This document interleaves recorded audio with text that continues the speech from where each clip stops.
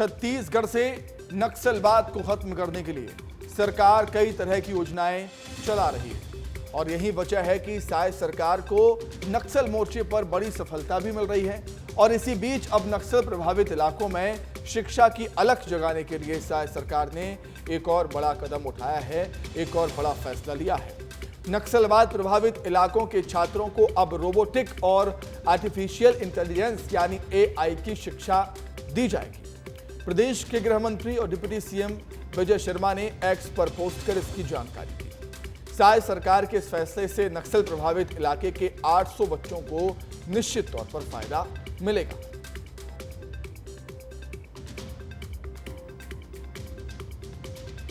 देखिए, सरकार जो है दृढ़ संकल्पित है। जो क्षेत्र विकास में पीछे हैं, बस्तर का मामला है तो बस्तर में देखें कितना तेज़ी से वहाँ पे नक्सलियों का सफाया हो रहा है। कुछ समर्पण कर रहे हैं, कुछ मुठभेड़ में मारे जा रहे हैं और सबको राष्ट्रीय मुख्य धारा में जुड़ने के लिए प्रेरित किया जा रहा है।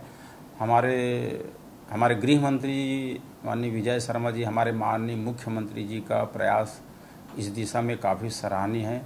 और बस्तर के जो दूरस्थ अंचल हैं जहाँ पे विकास नहीं हो पाया है, वहाँ भी विकास के नया रास्ता खुल रहे हैं। ये भारतीय जनता पार्टी की बहुत बड़ी उपलब्धि है। देखिए, बस्तर में भारतीय जनता पार्टी की सरकार थी तो 450-500 स्कूल बंद कर दिए गए थे।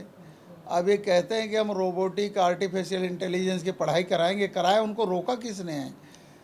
लेकिन जो स्कूल चल रहे हैं वो स्कूल सही से संचालित हो तो उसका कोई मायने है। और आप एक जगह आर्टिफिशियल इंटेलिजेंट, एक जगह रोबोटिक पढ़ाई करा रहे हो और खाली प्रचार करने के लिए इस तरह का आप कर रहे हो तो उसका कोई लाभ हमारे बस्तर के आदिवासी बच्चों को नहीं मिल पाएगा।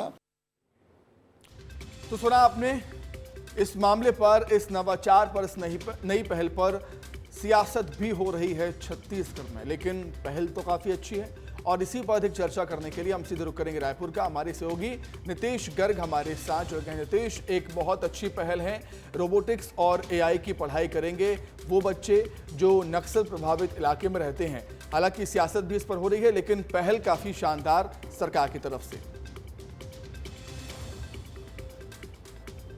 बिल्कुल, देखिए, एक स्कूल शिक्षा विभाग ने मैजिक बस इंडिया फाउंडेशन के साथ एक टाई अप किया है और 800 बच्चों को इस योजना के तहत फ़ायदा मिलेगा।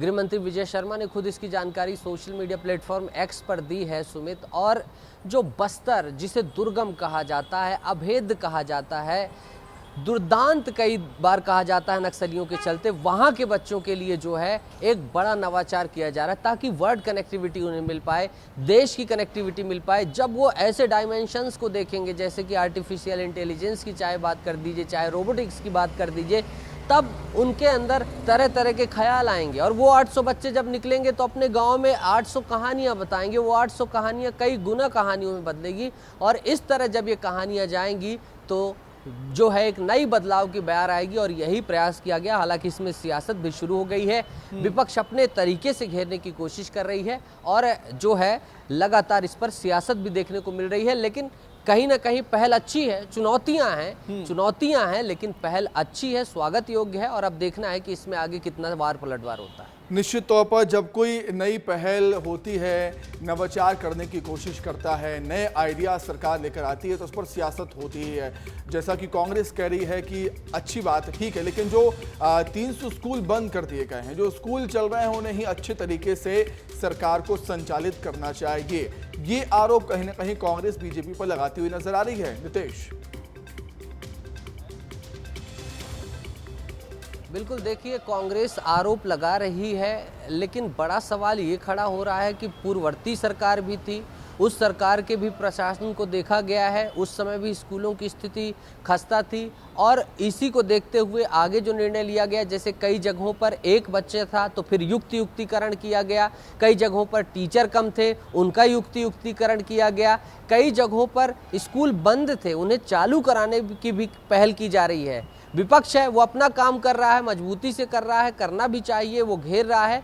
लेकिन जो ये नवाचार है, ऐसे नए आयामों को, नए कदमों का भी भी स्वागत करना चाहिए और मिलकर एक साझा प्रयास करना चाहिए, साझा हल निकाला जाना चाहिए, क्योंकि बात बस्तर की है, बात छत्तीसगढ़ की है, दंडकारण्य की है, विपुलता की है, संपदा की है। इसलिए सुमित, चुनौतियां हैं, मैंने जैसा पहले भी कहा, और पहले की सरकारों पर भी इसी तरह के आरोप लगते थे, अभी भी आरोप लग रहे हैं, लेकिन एक नया कदम है, इसका स्वागत होना निश्चित तौर पर नया कदम है, स्वागत होना चाहिए। बहुत धन्यवाद नितेश, जुड़ने के लिए, तमाम बातचीत